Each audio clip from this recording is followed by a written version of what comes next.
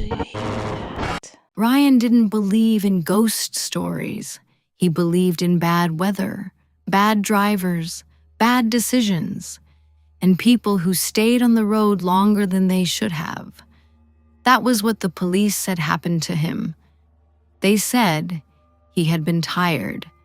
They said he had drifted. They said he had fallen asleep behind the wheel. For a while, Ryan tried to believe them, because the truth sounded insane. It started on a Thursday night in late October. Ryan had been visiting his older sister, Claire. She lived 2 towns over and had recently had surgery. Nothing life-threatening, but enough that she needed help around the house. Ryan spent the evening doing small things for her, taking out the trash, fixing a loose cabinet door, carrying laundry downstairs, pretending not to notice how exhausted she looked. By the time he finally left, it was almost 11:30 at night. Claire told him to stay. Ryan smiled and said he was fine. It was only a 40-minute drive. He had made it dozens of times. The fastest way home was County Road 18, a narrow 2-lane road that cut through farmland, pine woods, and long empty stretches with no houses for miles. During the day, it was peaceful. At night, it felt abandoned. Ryan didn't mind. He liked driving at night. No traffic, no noise. Just the engine humming, and the road opening in front of him. About 15 minutes into the drive, he noticed headlights in his rearview mirror. At first, he didn't think anything of it. A car behind you on a road is not strange. But after a few minutes, Ryan realized the car wasn't getting closer, and it wasn't falling back. It was staying at the exact same distance, not tailgating, not passing, just following. Ryan checked his speed. 54. The limit was 55. He pressed the gas and brought it up to 60. The headlights stayed where they were. He slowed down to 45. The headlights slowed too. Ryan felt a small knot form in his stomach. He told himself not to be dramatic. Maybe it was someone nervous about driving at night. Maybe they didn't like passing on rural roads. Maybe they were just using his car as a guide through the dark. Then the car behind him flashed its high beams. Once. The sudden glare filled his mirrors and lit the inside of his car for half a second. Then everything went dark again. Ryan looked ahead. There was nothing in the road. No deer, no branch, no person, no reason to warn him. A few minutes later, it happened again. One flash, then darkness. Ryan turned the radio off. He didn't know why. The silence felt worse immediately. Now he could hear the tires moving over cracked asphalt, the faint rattle in his passenger door, his own breathing. He reached for his phone and checked the signal. 1 bar, then none. The road curved left and dipped between 2 walls of trees. Ryan glanced into the mirror again. The headlights were still there, but something about them looked wrong. One was brighter than the other. The left headlight was sharp and white. The right one was dimmer, yellowish, almost tired-looking, like one eye half closed. Ryan sped up again. 65. The car behind him sped up too. The road ahead was empty. The road behind him was empty. Except for those lights. Ryan told himself that if the car didn't pass at the next straightaway, he would call the police as soon as he got signal. The straightaway came about a mile later. Long, flat, clear. Plenty of room to pass. Ryan moved slightly toward the shoulder, giving the car behind him space. The headlights drifted left. For 1 second, Ryan thought it was finally going around him. Then it pulled back into place, directly behind him. Same distance, same speed. Ryan whispered, "What the hell do you want?" The car flashed its high beams again. This time, It didn't stop. White light flooded his mirrors. The inside of Ryan's car turned pale and sharp. His hands tightened around the steering wheel. He tried to angle the rearview mirror away, but the side mirrors still caught the glare. He could barely see behind him. He could barely see ahead. Then the car honked. One long blast. Ryan jumped. His car drifted toward the shoulder. He corrected too fast. The tires scraped over loose gravel at the edge of the road. The horn stopped. The high beams went out. For a few seconds, everything was quiet again. Then Ryan saw something standing on the right side of the road. He didn't have time to understand what it was.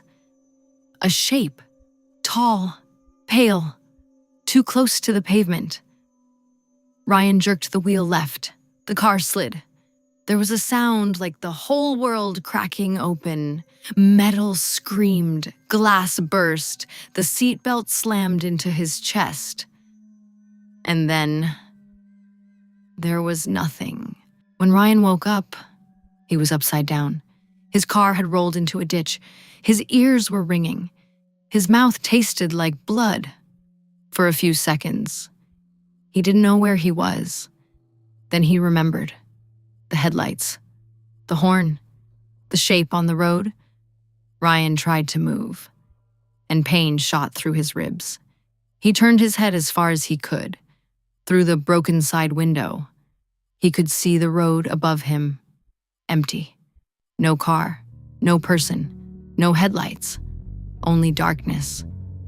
He must have blacked out again, because the next thing he remembered was a flashlight in his face. Voices. Paramedics. A deputy asking if he could hear him. Ryan tried to speak. The first thing he said was, "There was another car." The deputy leaned closer. "What car?" Ryan coughed. "It was following me." The deputy looked up toward the road, then back at Ryan.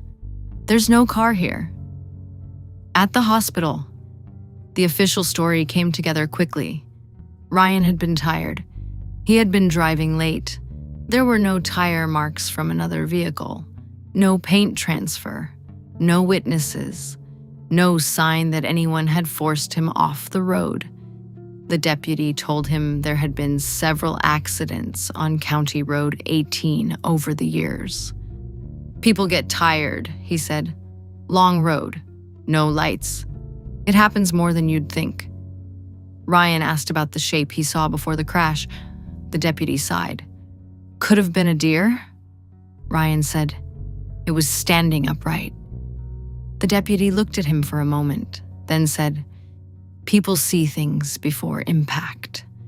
That was when Ryan understood. Nobody was going to believe him. He went home 2 days later with bruised ribs, stitches above his eyebrow, and a hospital discharge form that said he had likely experienced a microsleep episode. That word bothered him. Microsleep. It sounded so clean, so medical, so easy, like his body had simply betrayed him for 1 second. But Ryan knew he had not been asleep. He remembered everything. The headlights, the flashing, the horn, the shape on the shoulder. For the next week, he barely slept. Every time he closed his eyes, he saw those headlights in the mirror. One bright, one dim. On the 8th night, Ryan opened his laptop and searched the name of the road. County Road 18.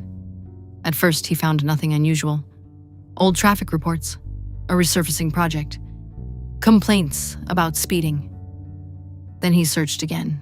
County Road 18, accidents, fell asleep. That was when the results changed. A man in 2019 drove off the road near mile marker 12. A woman in 2021 hit a tree less than 2 miles away. A delivery driver in 2022 rolled his van into the same ditch where Ryan had crashed. Every article said almost the same thing. The driver likely fell asleep. No other vehicle involved. No signs of alcohol. No mechanical failure. Ryan stared at the screen. Then he found an old local forum. Most of the posts were boring. Lost dogs, yard sales, arguments about garbage pickup. But one thread had a title that made his chest tighten. Has anyone else seen the car on County Road 18? Ryan clicked. The original post was from a woman named Marlene. She said her son had crashed on that road after claiming a car followed him with its high beams on. Police said he fell asleep. Her son survived, but he refused to ever drive that road again. The replies were mixed. Some people told her not to encourage him. Some said the road was dangerous. Some said drivers got tired and made up stories because they didn't want to admit they nodded off. But a few comments were different. One person wrote, "I saw it too. It stayed behind me for 10 miles, wouldn't pass." Another wrote, "One headlight was dim, like a bad bulb." Another wrote, "It honked right before the curve."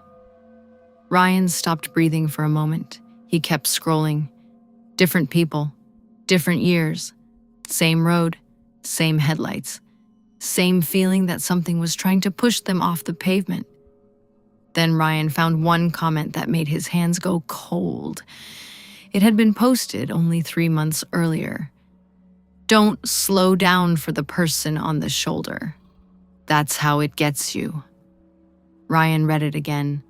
The person on the shoulder. He clicked the user's profile. No name, no photo, no other posts. Ryan kept scrolling until he found an image someone had uploaded.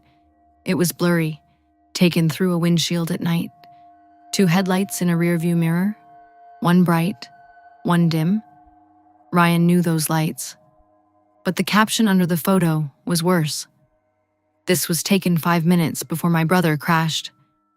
Police said he was asleep. He was not." The next morning, Ryan called the sheriff's department.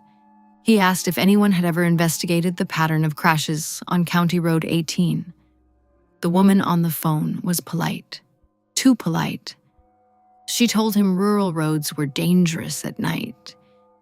He said there were too many accidents. She said she would pass along his concern.